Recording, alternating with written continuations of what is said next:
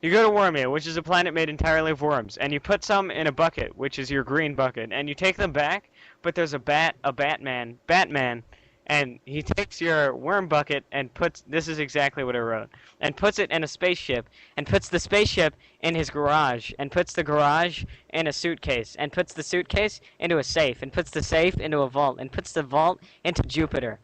So you have to go to Jupiter on a space road made of space, but there's no air, so you have to make a helmet out of gelatin and then forge it into gelatin glass at the Forge of Destiny, and then you can go. But along the road are specters, evil specters, and they each have 1.5 eyes.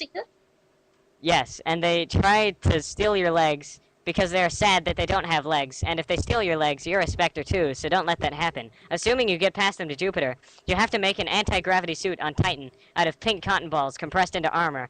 I think I just heard a zombie outside. That is completely unrelated. But the armor won't stay compressed unless you tie it down with love. So assuming you have love in your heart, you jump into Jupiter with your anti-gravity suit, and you have to fight Batman's final form, which is a cow with 30 legs and one central eye that shoots Rubik's cubes out of its mouth. And you have to solve each and every one, and they get harder and harder as they go along until eventually there's the golden Rubik's Cube. Okay, there's the golden Rubik's Cube, and since it's all golden, you don't have to solve it. You just throw it into the cat's eye, and Batman is defeated. So you open as many things, and you get your worms, and you go back, avoiding the specters, and you put the worms into the cloner, which hopefully you remember to detach from the jumbo ray, and you make a bunch of worms, but not as many as before.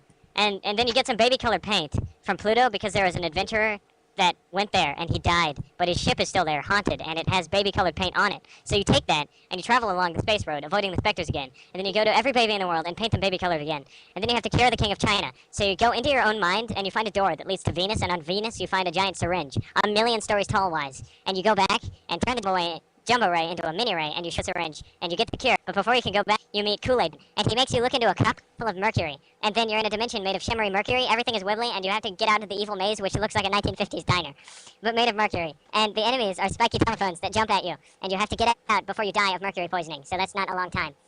And you get out, and you land inside Kool-Aid Man, and you drink his Kool-Aid and feel refreshed. So you jump back through the door and cure the King of China, and he feels sick no more.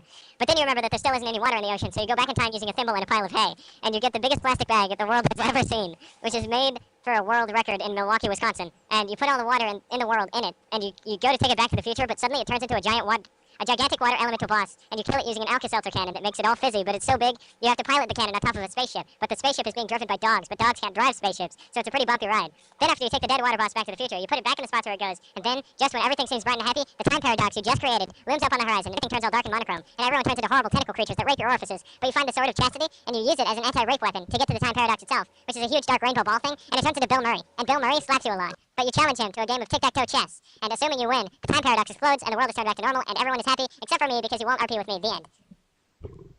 I don't know how I even thought this was a good idea.